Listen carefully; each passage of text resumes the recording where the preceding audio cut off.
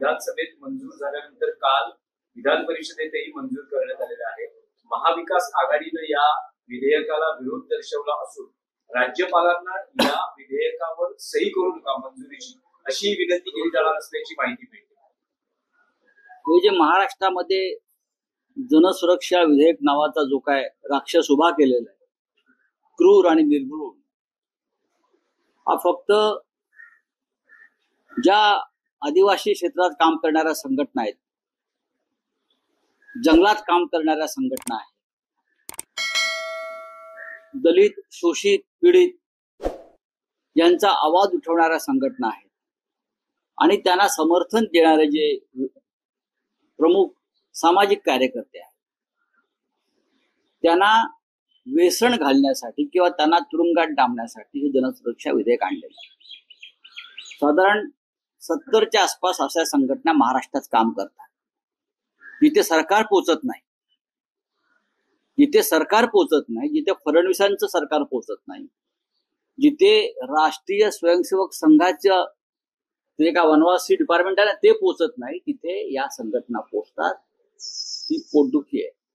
आणि मग या सगळ्यांना दहशतवादी, अर्बन नक्षलवादी वगैरे शहरी नक्षलवादी ठरवून त्यांच्यावर कारवाई करायची. एकेकाळी मिसा कायदा अशा प्रकारे आणला होता. मिसा, आणीबाणीच्या दरम्यान मिसा, आणि मिसामुळे आणीबाणी बदनाम झाली.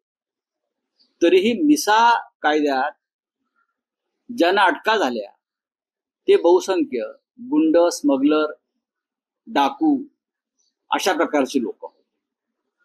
टाळा आला, त्यात सुद्धा लहान लहान गुन्ह्यामध्ये टाळा लावून राजकीय कार्यकर्त्यांचं खच्चीकरण करण्यात आलं. आता हा जनसुरक्षा, तुमचं सरकार आज आहे उद्या नाही. जनतेच्या सुरक्षेचा ठेका तुम्ही घेतलेला नाही. जनसुरक्षा म्हणजे सामाजिक कार्य करणाऱ्यांवर अशा प्रकारे बंदी आणणं असा होत नाही, एक लक्षात घ्या.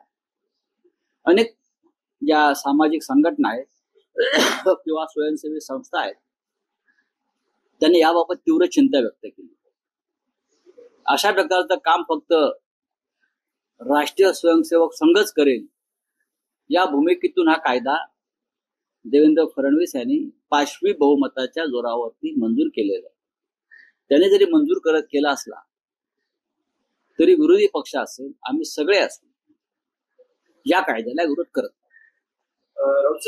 आणि काल माननीय उद्धव ठाकरे यांनी स्पष्ट केलं की हा जनसुरक्षा कायदा नसून हा भाजपा सुरक्षा कायदा आहे. हा भाजपा सुरक्षा कायदा आहे. आजही आदिवासी पाड्यांवर इस्पितळ नाहीये बरं का. गरोदर महिलांना झोळीतून न्यावं लागतं आणि रस्त्यात त्या प्रसूत होतात. अनेकदा बाळ आणि बाळंतणीला धोका निर्माण होतो. त्यांचे मृत्यू झालेले आहे. खांद्यावर टाकून मुलांची प्रेत आईबाप वाहताना आम्ही बघितलं आदिवासी पाड्यांवर. विशेषतः ज्या विदर्भातून देवेंद्र फडणवीस येतात तिथे, ज्या ठाणे जिल्ह्यातून एकनाथ शिंदे येतात त्या वाडा, तलासरी, डहाणू, पालघर भागात हे चित्र आम्ही पाहतो. तेव्हा हा जनसुरक्षा कायदा जो आहे हा कोणासाठी आहे हे स्पष्ट दिसतं.